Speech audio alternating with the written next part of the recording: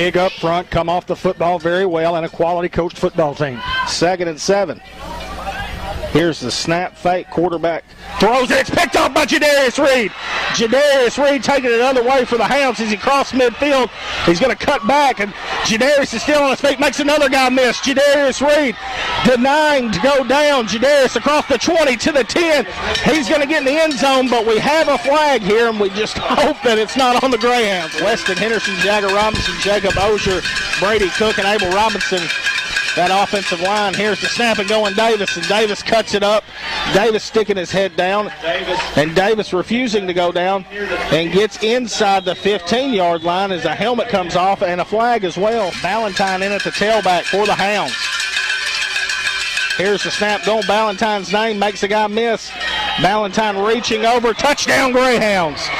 And the Hounds strike blood here first at legendary Greyhound Field.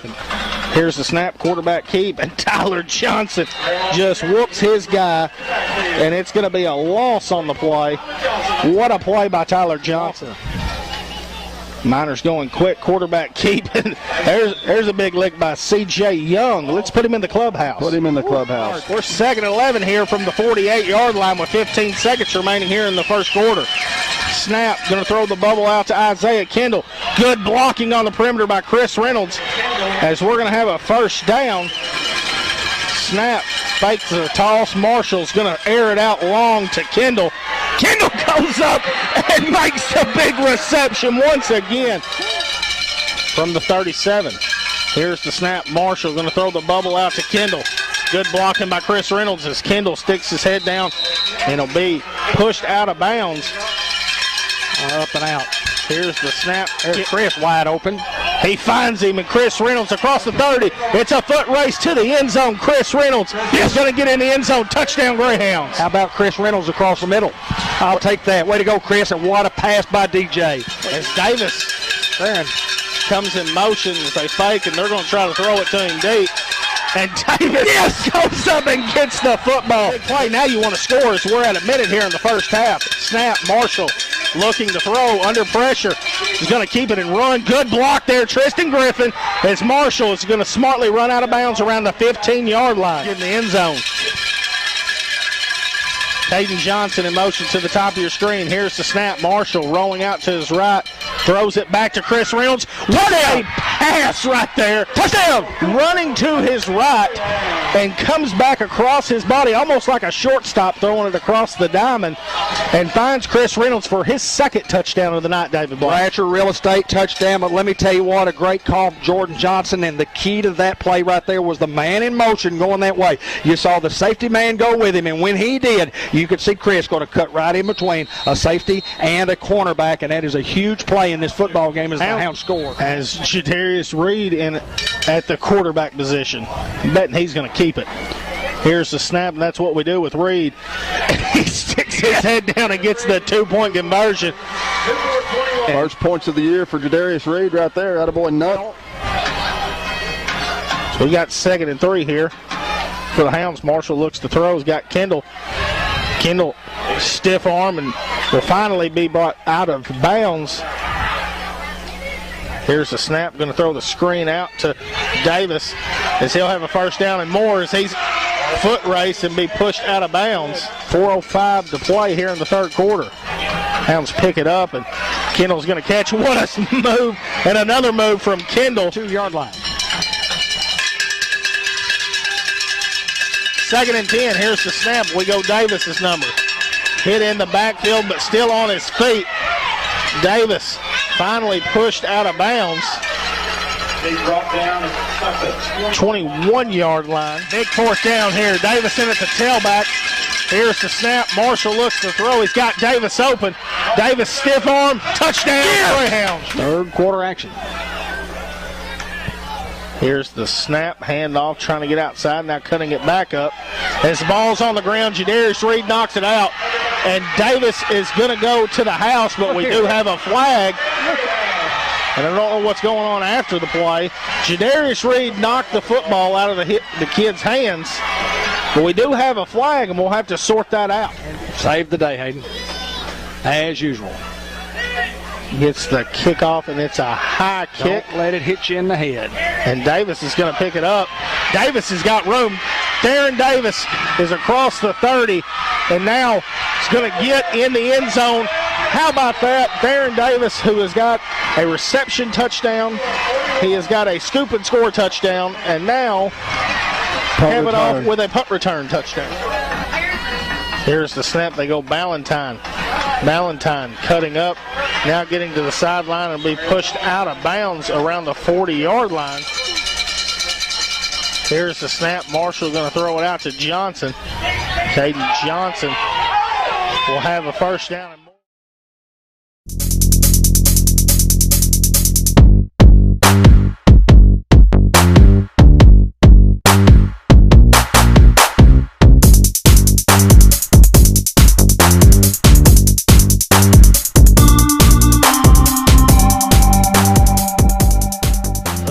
Panthers rolling the dice here from their own 36. Fourth down. Here's the snap. Quarterback looking to throw. He's pressured. Throws over the middle. Picked off Darren Davis. Darren Davis picks it off around the 45-yard line, and Darren Davis is gone. Touchdown, Greyhounds. Clean snap. Going to get the punt off. Low punt, end over end. Darren's going to pick it up around the 37. Darren Davis trying to get outside. Darren Davis got a little room. You see the speed. Darren Davis across the 20. Stiff arm. Darren Davis inside the 5-yard line and going to be out of bounds around the 3. Gideon Ball, Jagger Robinson, Abel Robinson, Chaser Prince, and Justin Simmons for the offensive line. First and goal. Give it to Davis up the middle. Darren sticking his head down, leaping out. Touchdown, Greyhounds from their own 11. Here's the snap. Quarterback looks and throws. Throws it to tailback. Big hit, Brendan Curry. Brendan Curry, that's definitely in the clubhouse, and right now has got to be the leader. That was a knock right there by Brendan Curry. Here comes motion again. They're going to give it around the corner to Isaiah. Isaiah Kendall. Outside, Isaiah is finally going to be pushed out of bounds, but here comes a flag around the 31. Here's the snap. Tarwater reverse out, giving it to Davis up the middle. Darren Davis, it's foot race, and he's gone. Darren Davis right up the middle, untouched. Touchdown, Newport. First and 10 for Yellville. Going to hand it off up the middle. It'll finally be brought down, but the ball's loose. C.J. Young is going to pick it up, and the Hounds will have the football around the 21-yard line. First down, Greyhounds. First and 15 from the 27. Here's the snap. We're going to give it to Davis outside. Darren Davis sticking his foot in the ground, now cutting back. Darren Davis outside around the 25 to the 20. Darren Davis to the 10. Darren Davis has got to leap out to the end zone. Touchdown, Greyhounds from the Greyhound 9. Here's the snap. Panthers. It's up the middle, and Abel Robinson put him in the clubhouse. David, that's going to come down to the very end with him and Brendan Curry. That was just a shot. Now Darren Davis checking in for him at the tailback. Here's the snap. Going to give it to him, and now the reverse to Biggers. Tarwater getting a big lick out there. Blocking. Biggers across the 45. Biggers cutting cross. Biggers across the 40. Biggers fighting, getting to the 35-yard line, and finally be brought down. First down, Greyhounds. Here's a snap. We're going to give it to CJ. Fake. Tarwater throws out the flats. Got Clemmy Alcorn wide open. Clemmy Alcorn will be pushed out of bounds, but there is a flag. Chris Reynolds in motion to the top of your screen. Tarwater looking to throw. Floats one. Got Biggers wide open. Biggers is going to catch it and be brought down inside the 5. What a dime right there. Gavin Tarwater. And the Hounds are inside the 5-yard line up to the 2. First down, Greyhounds. We've got 2 guys over here and only 1 guy guarding. We're just going to run it quick up the middle. And we're going to give him a touchdown. Gavin Tarwater with the quarterback sneak from the 2-yard line is going to get in the end zone. Guys, excited about the sports show. We'll have some sponsors. We'll sell it to a few people. We'll be doing some ads on there for you. And we just think it'll be something new and exciting for Newport, Arkansas. We'll do it right there from our office. We'll have guests come in. You know, it's going to be a weekly talk show.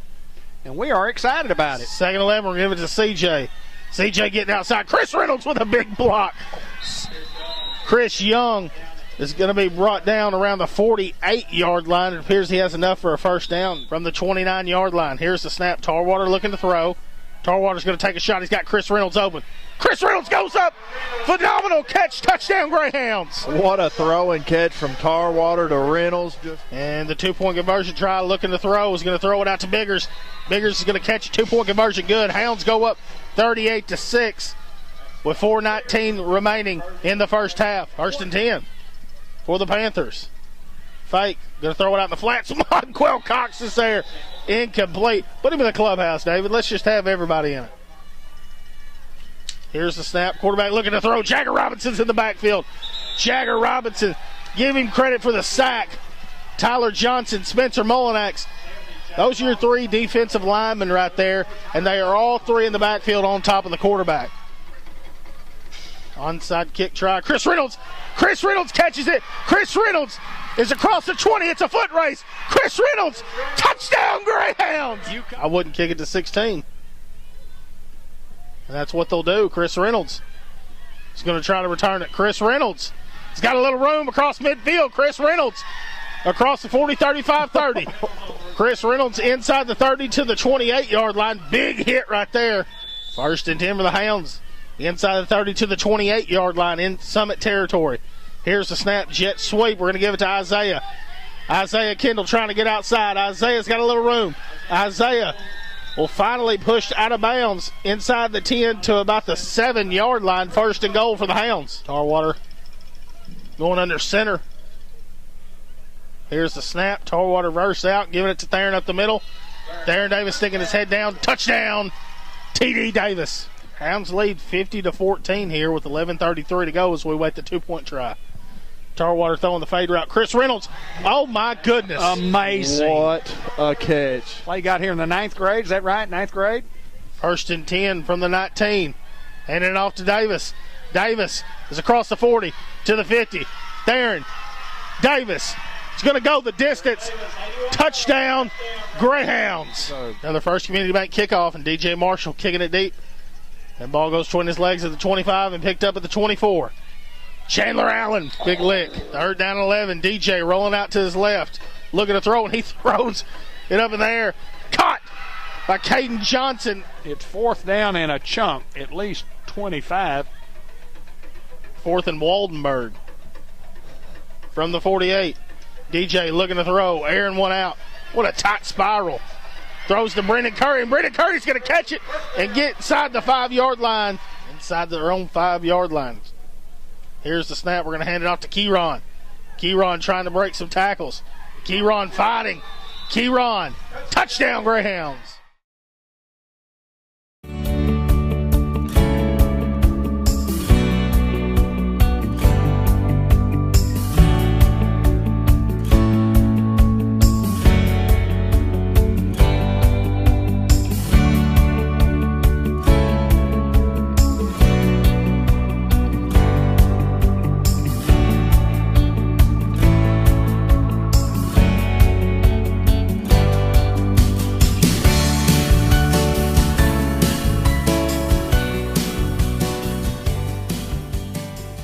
Those people having birthdays today include Macy Scudder, Josh Gooden, Nick Doyle, and Sally Pinkerton. And then on tomorrow, a happy birthday to Cody Levacy and Sean Johnson, a couple of former Gateway Grizzlies that were teammates of Grant Black. Audra Hinkle Lovelady with a birthday tomorrow. And then later in the week, Vernon Rucker has a birthday. Coach Joe Franks with a birthday. Ricky Simpson and Jamel Calamise also have birthdays. Penny Drennan Sitzer.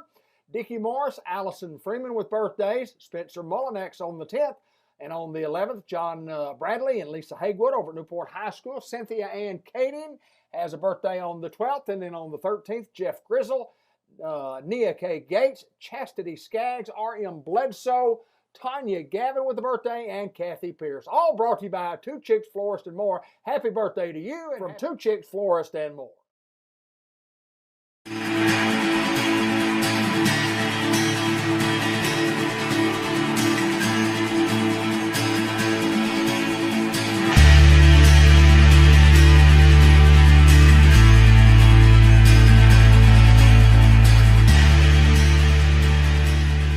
In 1994, a Greyhound father who at the time wished to remain anonymous gave the following letter to me, and it details many of the things that are special about being a Greyhound player or a fan. Now remember, a father wrote this, and it certainly comes from his heart. It was told that a car with Illinois license plate stopped for gas at a Newport service station. The driver, an elderly gentleman, had noticed upon entering Newport that something special was going on. There was a lot of excitement. He asked the attendant, well, what does all this mean? Who are the hounds? Well, it's hard to explain to someone what this means if they've never had the fortune to feel it. It means orange and black streamers hanging from the courthouse, banners flying, windows of businesses painted to show the hounds' encouragement, car windows turned into mobile billboards, signs and marquees flashing "Go Greyhounds," balloons flying from the banks, headlines and pictures in the Independent, coaches shows and ads on KNBY, KOKR, the Riverboat Trader, and Bud David and Jane Black and Galen Farmer on Greyhound TV. It means thousands at Little Rock's War Memorial Stadium, never quitting, never quiet. But it means more than just that. It means mothers and grandmothers wearing orange and black with the pride of a Paris original. Little girls in cheerleader uniforms and boys dreaming of wearing that orange helmet. Cheerleaders working hard to keep the spirit going, and the Whippets hours of practice for a 4-minute super quality show, then joining the cheerleaders to unite the crowd. Also, it's the band bringing prideful shows at halftime and always ready at the games, pep rallies, and send-offs with a fight song. A school board, administration, and faculty that have helped fashion community support for the school the Greyhounds represent. It means restaurant owners buying Booster Club sandwiches when the activity cuts into their own sales. It means businesses helping when called on with projects. A community that appreciates its young people's positive efforts in any endeavor. It's during the playoffs on Thanksgiving morning that brings out hundreds of fans, parents, and former wearers of that orange hat to watch practice when the Hounds are deep in the playoffs and enjoy the unity of our town. It means parents of 60-plus boys amazed that their child, who lacks discipline and concentration to pick up his own room, will work in the winter, spring, and summer with the knowledge that this is what it takes to get the chance to win. It's also daddies that realize that there are men that their sons look up to other than themselves, and daddies that are so thankful that it's these very special men that coach them that have this influence on their sons. It means the satisfaction that so early in life these young men learn that to reach a goal, it's not what's done in the game only, but all the hours of workout and practice beforehand. It means hugs and tears.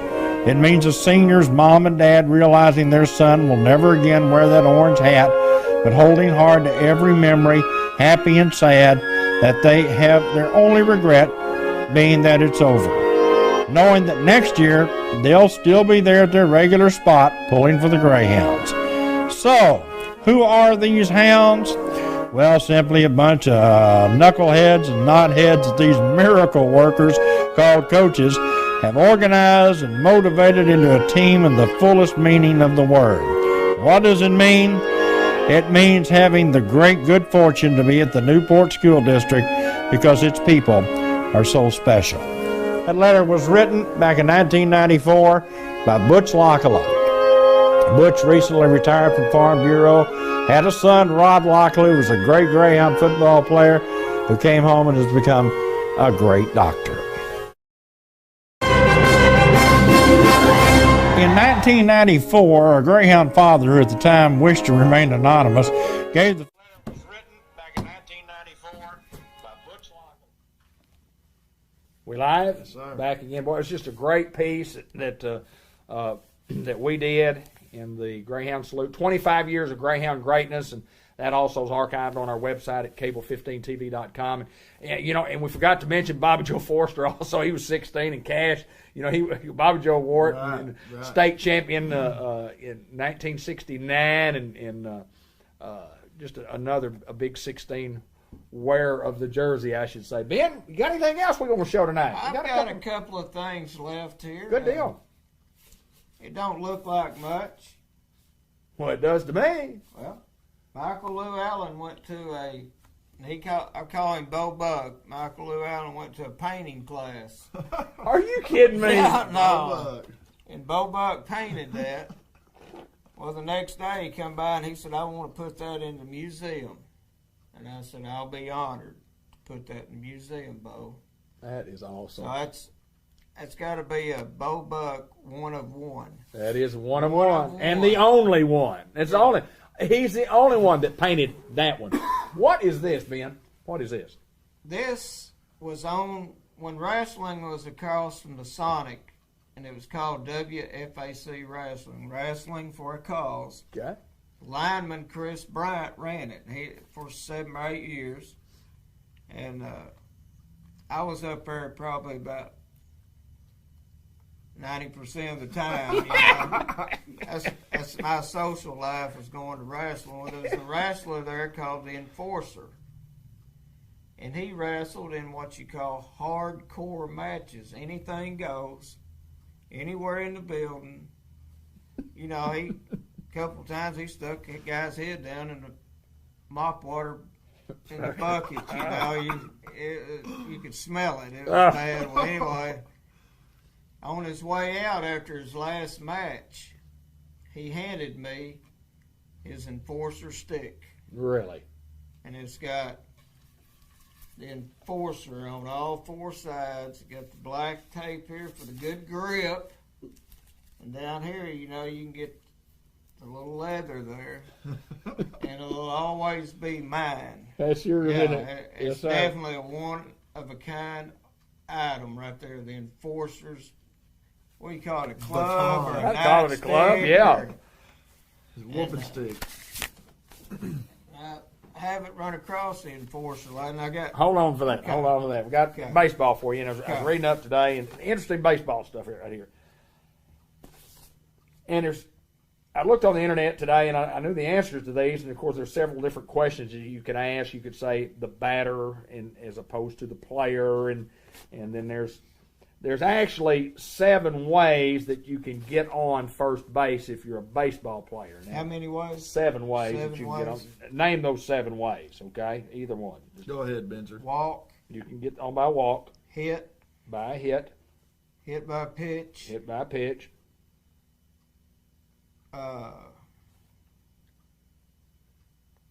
strike out and miss pitch. okay, I'll call that an error. That's an Okay, error. yeah, miss the 3rd strike. Okay. That's 4, Mm-hmm. and I've hit a wall. Steal? Can you steal? You can't steal first. You can in the With the new rules you that are can in coming Atlantic out, League. they can. They in can. Atlantic They can in Atlantic Okay. League. Yeah. This is That's different. why That doesn't count this year. Okay. The other one, interference by somebody. Okay, well, that's when you swing and hit the catcher's mitt. That's catcher interference. Yeah. Fielder's interference, if you hit to a fielder's choice, It's not a Yeah. hit. It's not an error. Okay. Fielder's choice. You get on that way. And the last one: how can you reach first base? How can you reach first base? What's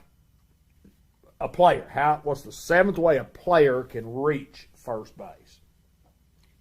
My only guess would be if you took the guy's place and he got hurt or something. Pinch run. That's pretty good, boys. That's Okay. exactly Pinch right. A All pinch right. runner. That's pinch runner. And there are some other things to it. You know, people say, well, you could do this, and if that happened, it kind of falls into the category of interference or, a pass ball, wild pitch type deal, and you get on third base. But you can steal first now in the Atlantic League. Yeah, And I you can read think- about yeah, that in yeah. Sports Illustrated. Yeah, Grant played in the Atlantic Oh, League yeah. for 3 weeks. And Did he get to steal first? no, he was just a pitcher, but Oh, nobody okay. stole first on him. But he did throw a wild pitch where I thought, boy, that guy, it's so hard as a hitter when you throw ball one. Yeah. It's so hard for you to think, I got to run first. Just Well, all your life. All your life, you've Yeah, just ball one. Yeah. it's- Yeah. I mean, I think it's a stupid rule. I think it's Honestly, it'd probably speed the game up just a little bit. What do you think? well, the The thinking on it is. I want to talk some national sports right here, and we may get baseball people may just hate us. Okay. The rules they tried in the Atlantic League were they wanted to make the bases 3 inches bigger on each side. Yeah. Okay. They use an electronic umpire. Yes. Okay, for balls and strikes. and they allowed you to steal first base. Okay, and one of the things that Major League Baseball has been wanting to do was to increase the offense. Okay, we need to increase the offense, make it a better game for people to watch. And the other thing Major League Baseball wants to do is to decrease the time it takes to play the game. Now, can you do that? If you're increasing the offense, you can increase the offense. Well, I'll say I'm for increasing the offense. I think too. They should have. I'm Marcy. Maybe allow some type of aluminum bat or something. You could do that, because you look at baseball with Mark McGwire and Sammy Sosa. You've talked about this a lot. Baseball was a dead product until the home run. Until the home run. The only way they're going to quicken these games up, do them shorter, is go back to like 68, raise the mound up, because Bob Gibson could go through a game in an hour and 45 minutes. Absolutely. Whiff through it. Yeah, he just got it pitched. But he was Bob Gibson too. Yeah, well, that was my best example. Because if you put more offense into it, it's not going to shorten the time of the game. I don't think you can shorten the time. I don't think you can. I don't think you should. I mean, why would you want that? That's what's great about baseball is it's not like everything it else. Doesn't have a clock. All the other sports has a clock. Baseball game, and I don't want to get out of there in an hour and 45 minutes. Right. I want to get out of there in 3 hours. There you That's go. Right. There you go. Because I've drove that far or went to this and that, and I don't want to go in there and rush through it. What I love about baseball is that there is no clock, and even though your chances might not be very good, if it's 100-0 in the bottom of the ninth, 2 outs, you have a chance. Oh yeah, there is a actual percentage of a chance that you can win. That's not very good. And I've learned through the years from like him, we'd go to a game, don't get up, bottom of the ninth, 2 outs. When the game's over, we got up. You go home. And you go. You go home. Yeah. Love baseball. Baseball's kind of an unfair game. And basketball's 5-on-5. And the goals are the same. The court's the same. Anywhere you go.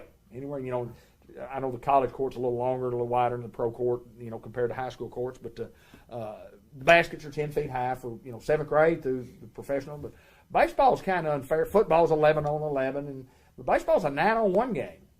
9-on-1. And it seems like a little unfair to me that there's 9 guys out there trying to get 1 out, but it's really a 1-on-1 game between the pitcher and the batter. It's really a 1-on-1 game. It's always been that way. And what I like about baseball compared to other sports, and I love the game, and we talk about the field size, the bases are the same distance, the pitching mound is the same distance, and remind me to come back to the Atlantic League on the pitching deal. But the fields are all different. The fences, the length of them are all different. But the statistics are kept is if you hit 700 home runs, and you happen to play in a field that had a 295-foot right field porch, and somebody else hit 18 home runs in their career because they played in a stadium that had 345 down the right field line. That's just part of it. They don't take it into consideration. I would think that the one thing I think they would need to do would be to make the fields uniform. But that's what makes them unique. I've always read and heard back when Willie Mays played, and I think he hit 660 home runs, and he played in the Polo Grounds.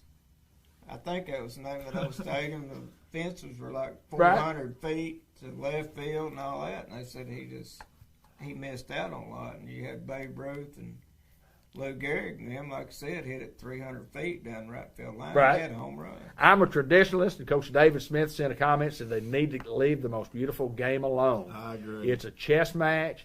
And it's great to watch it unfold. It is a chess match, and that's why I love the game so much. There's so much, even with the DH in the American League now, it takes so much strategy out of the game when you're dealing with pitching.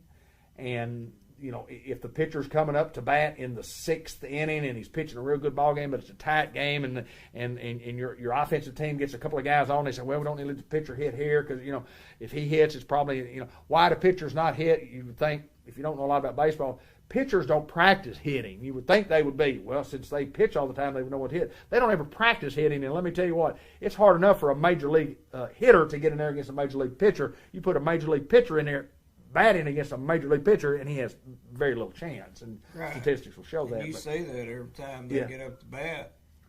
And what I've noticed here lately, hardly anybody can bunt. Oh, bunting is terrible It's at a it. lost Oh, yeah. art. Couldn't play for me. Yeah, all they're You couldn't play for me if you couldn't bunt. You couldn't play. All they're looking for now is a home run. Yeah, that's right. And it's okay to get a strikeout. Yeah. It's okay. Yeah. They've even changed the way you hit. I mean, it used to be swing down on the ball, try to hit the line drive, and they talk about hitting the ball square. And the one thing you didn't want to do, you didn't want to hit the ball up. But everything now is, it's an upward swing. It's a swinging, at a different trajectory. And I mean, the game has changed. But I want to mention this about the pitchers, man. One of the deals in the Atlantic League that Major League Baseball wanted the Atlantic League to experiment with, along with these other ones, and they're doing it for Major League Baseball, was to move the pitcher's mound back 2 feet. And I go, are you kidding me? I mean, these guys in the Atlantic League. Now, the Atlantic League is the highest level of baseball in the United States of America next to the major leagues. It's a higher brand of baseball than AA baseball. It's a higher brand of baseball than AAA baseball. It is the highest brand next to Major League Baseball because 40% of the guys that play in the Atlantic League have played in the big leagues. Grant Black was played in this league. And you can't move it back 2 feet as an experiment when these guys are fighting for their careers to try to get back to the big leagues. Tremendous disadvantage. And from the time after you're 12 years old, after you're Yeah, 12, after and you 12. move back to 60 feet 6 inches, and which is an unfair, I think, right now at 60 feet 6 inches for a 13-year-old to do. But All I see is it's unfair. arm damage. Yeah, I would agree. Oh, yeah. I would totally agree. And career suicide. Yeah. Who wants to go play in that league? Yeah. They'll run from it like the plague. Well, I think you would lose a lot of players who would not want to pitch in that league if they were to do that. And I think that was supposed to go into effect at the halfway point of the league. That was one of the 5 or 6 changes to the rules that they were going to do. And the guys told them. I mean, the Atlantic League guys players said, if you do that, I'm out of here. Yeah, I'm we're going gone. somewhere else to play. And I don't blame those guys. Their career is on the line, and so you got to back up 2 feet. And baseball's just an absolute beautiful, beautiful, beautiful game. And again, folks, share just hit the share button on your feed so other people on your timeline can watch it. We remind everybody you're watching Sports Unleashed on cable15tv.com. Let us know where you're watching from. Nathan Bentz is watching. Aaron Henderson is watching. We said Marcy and Mary and George Stallings, Nick Marks is watching. Thank y'all so much. Ben, what you got? Going back to the baseball parks, they're all unique and they're all different. Benny, you've been to a few in your day. How many have you been to? All of them. All of it. What a story. Tell us the story. It started out, you go your basic St. Louis. I've been to 3 different St. Louis ballparks.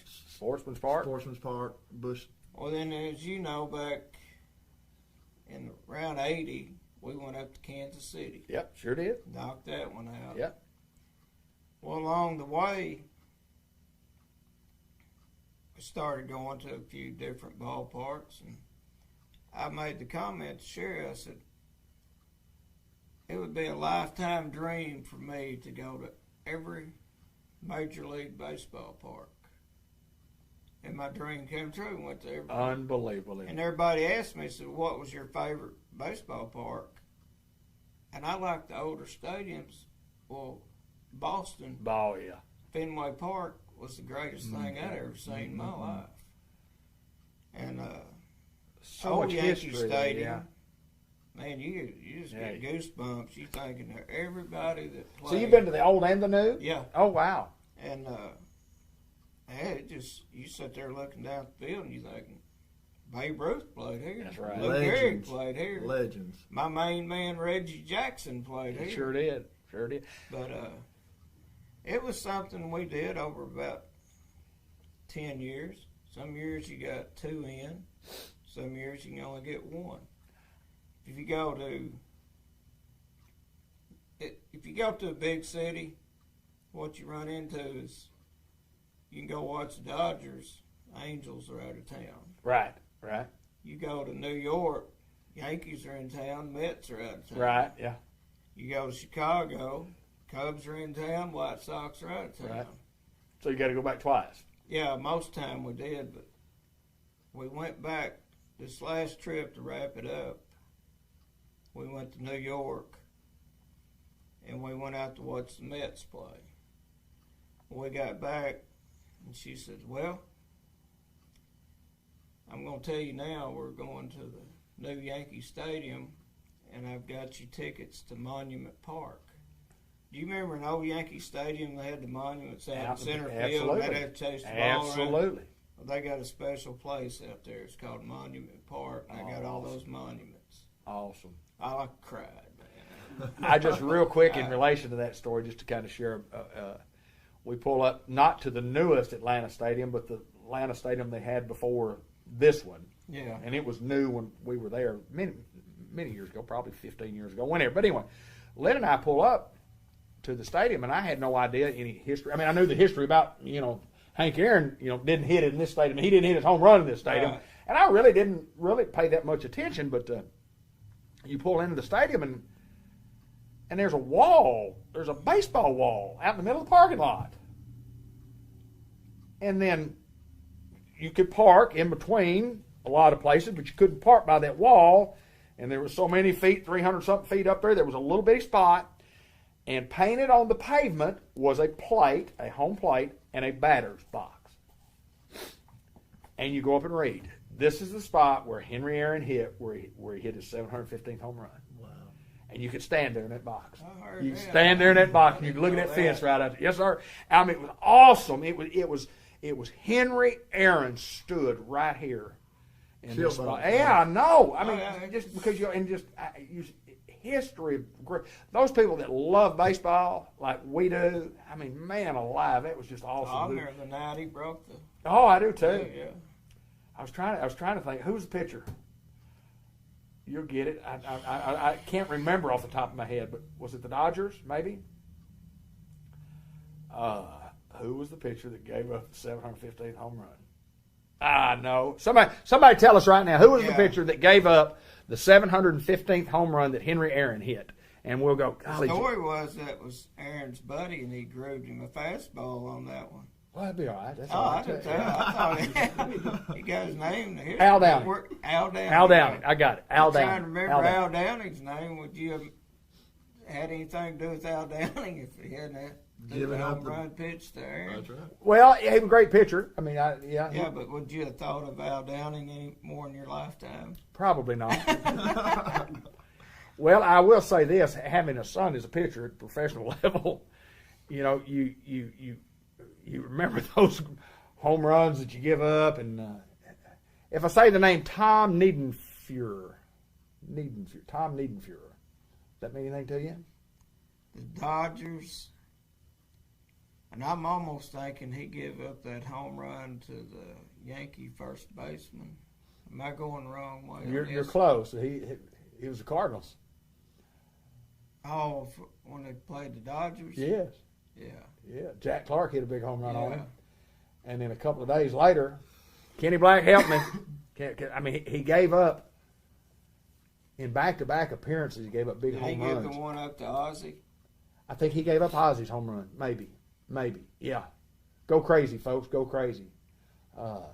Niedenfuhr. Tom Niedenfuhr. I mean, that's why would you remember that name? I mean, great baseball names. And any baseball people out there, tell us who your favorite team is. Just who's your favorite? I know it's the Cardinals. Everybody loves the Cardinals. And then there'll be some people that love the Yankees. Yeah, right? And some people have a favorite player. Oh, yeah. Or who? Mine was always Reggie Jackson, Mr. October. Who's your favorite current player? Favorite current player? Yeah, who's your current? Kind of hard to beat Reggie. Of course, you don't think much about it.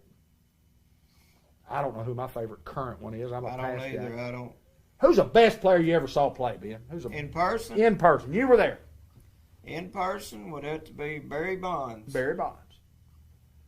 I've probably seen Bonds play, but I don't remember seeing Bonds play. Did you ever see Clemente play? Yes. Roberto Clemente? Yes. Saw Willie Mays play. I saw Mays I was play. young. I saw Aaron I hardly play. remember it, but Ben? Saw Stan Musial. I want to know this. Were you there the night the slicer to right field? Where were you at in St. Louis? Oh, man, we were saying off the bat of Joe Torre. Joe Torre. About Joe Torre. No, you wasn't with us. Joe Torre hit a slicer, he did. We were in the 6 rows from the field in the old Busch Stadium, not Sportsman's Park, but the old Busch Stadium. And the bullpen was out in the middle of the playing field, just like it is at Gateway Grizzlies, if you folks are familiar with that. But anyway, the bullpen, you can see the pitcher and the catcher. They're out there warming up. But anyway, we're right behind the bullpen, so it's not past the foul pole. It's before you get to the foul pole from home plate. So that kind of gives you an idea of where we were. Well, Joe Torre's batting. We're down the right field line. And Joe Torre hit a fastball, and it was a slicer. And it was slicing. It looked like it was going to get for a hit, and then it looked like it was probably going to hit somebody in the bullpen, and it looked like it was going to hit somebody in the stands, and it did. And it hit him right in the eye and knocked this old boy out. I think was he trying to catch it? He got up and said, I got it, and it hit him right in the head, knocked him out.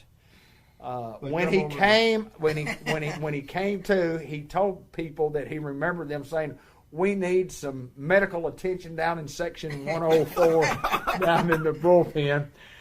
And the only medical attention I needed was another cool one, I think. Oh, it hurt forever. And the worst part about the story is you didn't even get the ball. No, the guy behind me got the ball. He wouldn't give me the ball.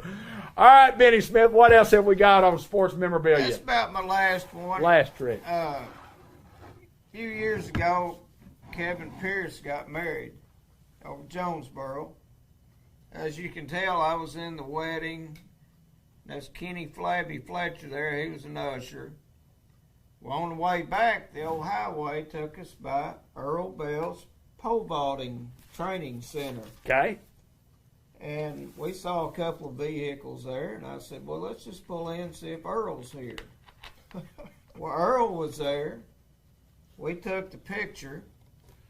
He took us in his little training facility, showed us his bronze medal from 1976. And I've seen Olympic medals now, and they're that big around. Well, Earl's was about the size of a silver dollar. And he had it in a frame. He could tell if you touched it or messed with it, he would get mad.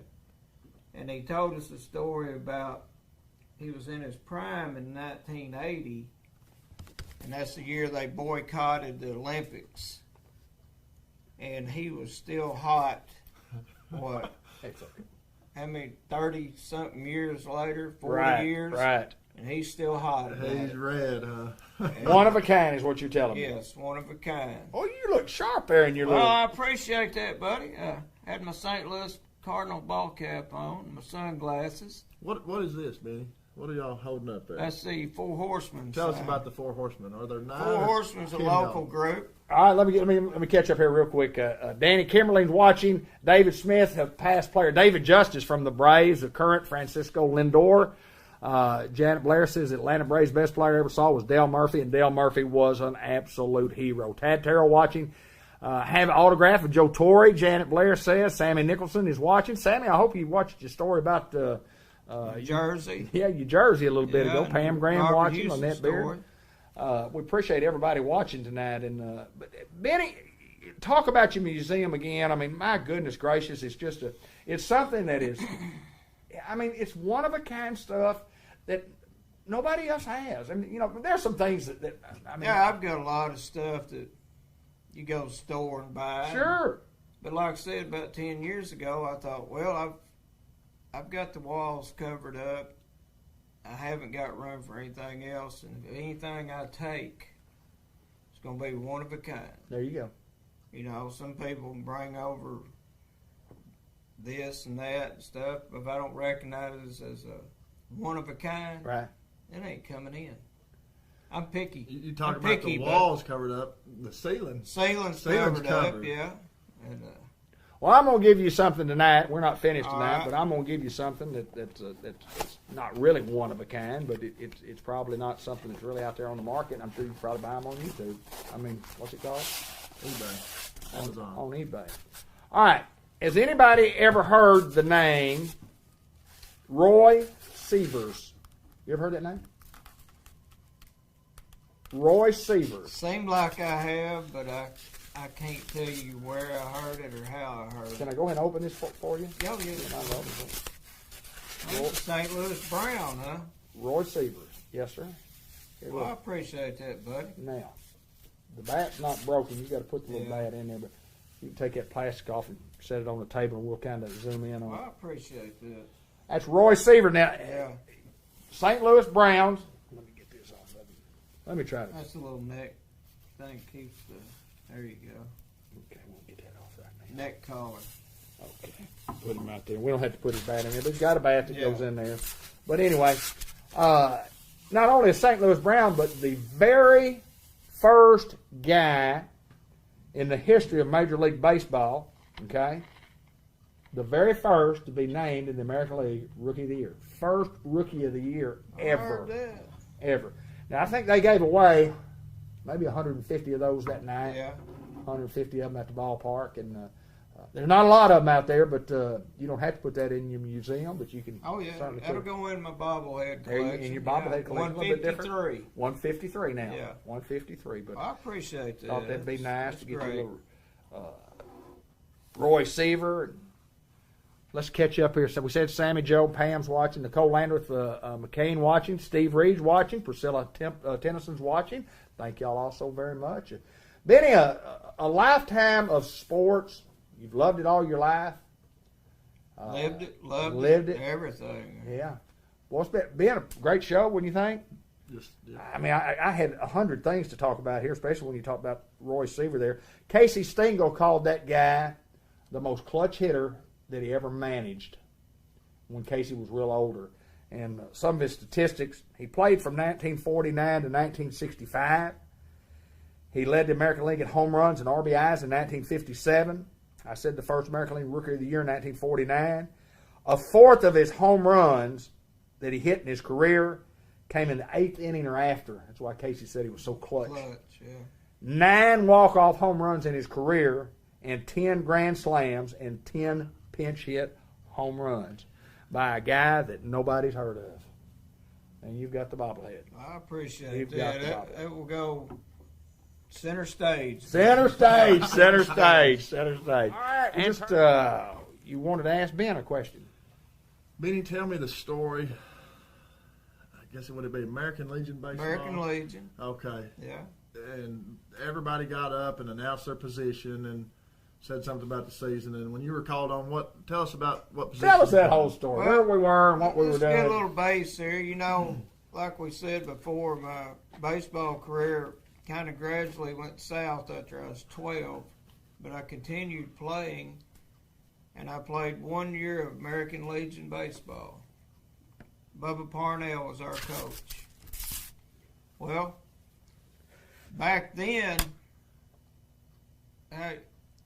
you sat there and it started getting dark, and you had to manually go out to right field and left field, pull the switch down to light up the field. Well, I was, as usual, sitting down at the end of the bench, probably doing whatever. And Coach Parnell would look down there and he'd say, "Biddy Smith." I said, "Yes, sir, Coach, what do you need?" He said, "I need you to run out there and turn them lights on." We got down to the end of the year banquet. People got up. Buddy got up, said, "I'm third base." Wasn't you third I'm base? David You're Black. 16. I'm third base. Joe David Smith got up. I'm shortstop. As usual, it got down to the end at me, and I stood up, and everybody's looking at me, and I said, "I'm a utility man." I turned the lights on. There was a group of people in there, supporters, Oh, yeah. grown-up supporters, and Oh, they yeah. wanted us to stand up and tell us what we did Oh, for yeah. the team. What'd y'all do? I'm David Black. I played third base and catch a little bit. I hit the number, 6 slot, and hit 250 on the year and hit 3 home runs or whatever, 9 RBIs, and came down to old Benny Smith, and he said, "I'm a utility man." Everybody kind of looked at old Benny and went, "Utility man?" Yep. And Coach Parnell needs those lights turned on. I said, "I jogged down there." I put them levers up.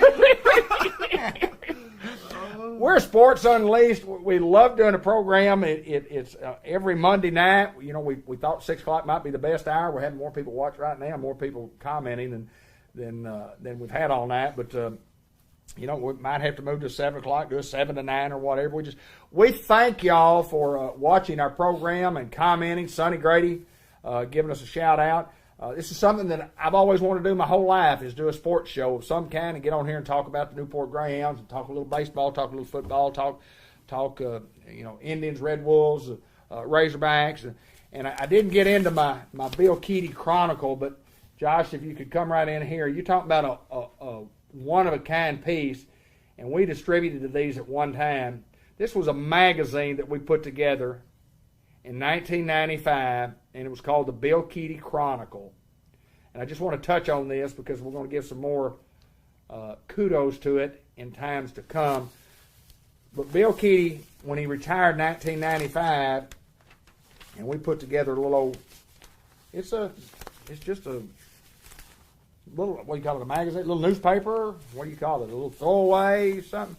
But this is an awesome, awesome thing that we did to honor Coach Bill Keady. Let's see that picture there that you just... The one in the front? No, the back page. The back page? What? Sorry. Open it up. Next to the last page. All right, let me see that. All right, go. Let's work the way down. Talking about that collage or whatever. Well, let's do this way. Well, there's lots of things in it. Oh, right here. Oh, Coach Keady. Let me show you. Let's show that. Let's show this picture right here. Can we see that? Yeah. Coach Keady right there. He's high stepping there, wasn't he? He's high stepping. I think he was fired up about something. He was fired up about something. There's no doubt. But, we go through and we got all the all-district performers and all-state performers, and Greyhound football has been something that's been a life of mine. I mean, read some of these. We got time. Well, I mean, all-district performers in 77. Russell Bergen was all-state and all-conference. Timmy Head was all-conference. Dennis Bullard all-conference. Alan Ball was all-conference. Greg Bergen was all-conference. In 78, Timmy Head was an all-state running back. Billy Max Warren was all-conference. Greg Bergen 2 years in a row. Alan Ball 2 years in a row. Dwight Lee was all-conference. Tony Shelton was all-conference. Michael Boone Brown was Brown was all-conference. Freddie Shipman, Dennis Bullard for 2 years in a row, and then John Miner was an all-conference player. But we go all the way through Coach Keady's last year in 1995, and Robert Kendall, Wes Rutledge, Matt Reardon, LaRon Gillespie, Wade Massey, Larry McCoy, Renard Robinson, Tim Brown, Victor Henderson, the last four all-state players. Well, let me tell you something about this deal right here, and I want to tell you something about Bud Black. Bud Black wrote an article in this thing, and I don't know if anybody has one of these, but you talk about a historical piece in Greyhound football honoring Bill Keady. And in this thing are letters, lots of advertising, people that said congratulations. There's a little old note from Ray Tucker, who was at Channel 11 Sports. There's a little note in here from Rice University from Theo Young, who was coaching down there with Kenny Hatfield. There's a letter written from John Bobo, who was the head football coach at Arkansas State University. There's some a little deal there talking about the Keady Training Center. Bill Keady's Coach Keady's most memorable mementos. But there's a letter in here from United States Senator Kanister Hodges. Bud for Bill, and I'm going to read this article for you sometime in the future. And thanks for the memories from Bud Black. But there's also, you can't just show it to you, but there's another great one with Coach Keady jumping up and down. And here's a picture of Mike Masson, Bud, Bill Keady, Ronnie Brown, Ronnie Jones, somewhere down south. I know where they were. But another letter from Steve Sullivan, Channel 4 Sports at the time. Here's a letter from Dallas Cowboy Football Club from Larry Lacewell. Here's a letter from Rice University, Ken Hatfield, head football coach at Rice University. One from the University of Notre Dame, head football coach Lou Holtz wrote Bill Keady a letter. And there's one from the former president of the United States, Jimmy Carter, to Coach Bill Keady. Right here in this magazine, a copy of that letter. And there's also one from the President of the United States, from Bill Clinton, wishing Coach Bill Keady congratulations on his retirement. It's an awesome magazine. I need to get it reprinted. I need to get it preserved. It's the Bill Keady Chronicle. There's nothing ever that Bud Black and I have ever done that will ever top this magazine right here. And this is my greatest Greyhound moment, just having the Bill Keady Chronicle. There's no doubt about that. Folks, we appreciate you watching. Final thoughts, Ben Smith? I just wanted to recap every year for the Super Bowl party. I try to get what I call a special guest. And I've written down 5 names here that have been special guests at the Super Bowl party. And the first one is the lineman, Right. Chris Bryant. Right. And then the legendary Dale Turner. Dale Turner came to one. That's awesome. And Austin Lane, the human highlight reel. Yep. Randy C. Randy Klepeczka. And beautiful Bobby Eaton. Yes, sir. It's awesome, isn't it? That's a pretty wide Yeah. group there, yeah. Pretty good spectrum of people Oh, yeah. in it. Oh, yes, yeah. Yes, sir. And we'll have Randy on the program for too much longer because he's a sports fanatic like we are. Ben Black, final thoughts on the program. Talking about Randy, go down, Cormaine, go down. Go down, Quartermain, go down. Folks, for Hayden Schultz, for Josh Nation, for Ben Black, I'm David Black with my good friend Benjamin Winfield Smith. As always, my friend, thank you so very, very much for joining us. We'll be on the air next week at 6 o'clock. We'll try 6 o'clock. Might change it to 7, but keep us We'll let them know. in the loop here on Facebook. Thanks, everybody.